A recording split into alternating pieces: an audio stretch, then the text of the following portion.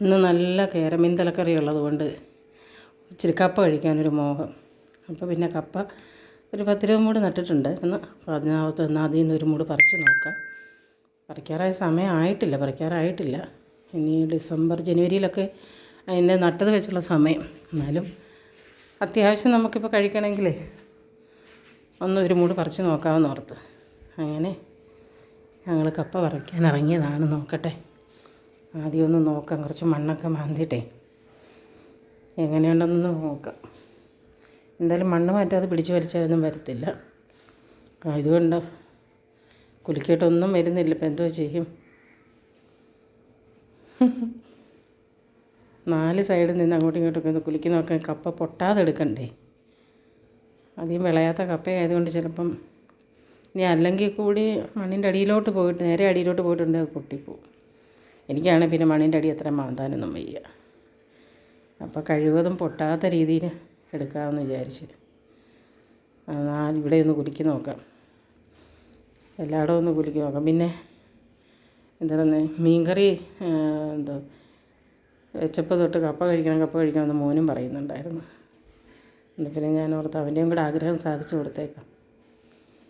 അങ്ങനെ എന്തായാലും ഒന്ന് വലിച്ചു നോക്കാമെന്ന്. പൊട്ടാതിരുന്ന ഭാഗ്യം. വലിച്ചിട്ടൊന്നും വരുന്നില്ല. അപ്പോൾ അതിൻ്റെ അർത്ഥം അടിയിലോട്ട് 1-2 കപ്പ പോയിട്ടുണ്ടാവും. ഇനി കപ്പത്തണ്ടം കുടിച്ച് കളഞ്ഞാലോ എന്ന് ആലോചിക്കുക, എന്നിട്ട് വലിച്ചാലോ. കാരണം കപ്പത്തണ്ടിന് നല്ല പൊക്കമാണേ.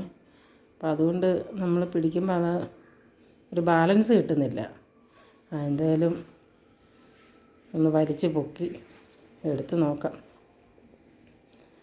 തൂമ്പയിട്ട് മാന്തുമ്പോൾ തന്നെ കപ്പ കണ്ടായിരുന്നു.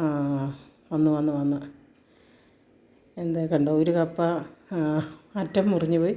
ഒരെണ്ണം നേരെ അടിയിലുണ്ട്, അത് താഴത്തോട്ട് പോയിട്ടുണ്ട്. അതിന് മണ്ണിൽ നിന്ന് മാന്തി എടുക്കണം.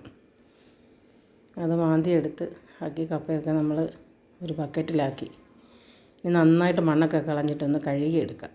ഇല്ല ഇതും കൊണ്ട് പോയി നമ്മൾ ഈ മണ്ണോട് കൂടി തൊലി കളഞ്ഞാൽ പിന്നെ അത് വലിയ പാടാകും. നന്നായിട്ടൊന്ന് കഴുകിയെടുത്തിട്ട് വരാം.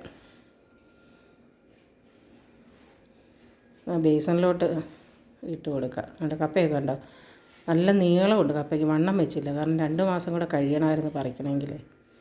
ഇനി ഇതൊന്ന് പൊളിച്ച് നമുക്ക് അരിഞ്ഞെടുക്കാം. അങ്ങനെ കപ്പ പൊളിച്ചു അരിഞ്ഞെടുത്തു. ഞാൻ നല്ല ഗ്യാസിൽ വെച്ച് ഒരു ചരുവം നല്ലതുണ്ട്.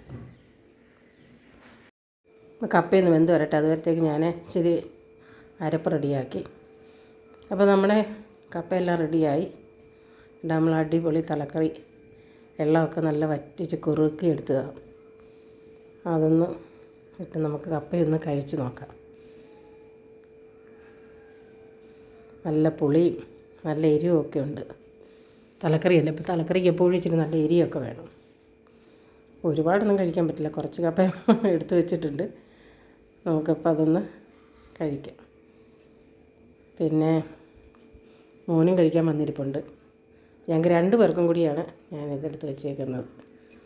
അപ്പോൾ ഓക്കെ, ബൈ.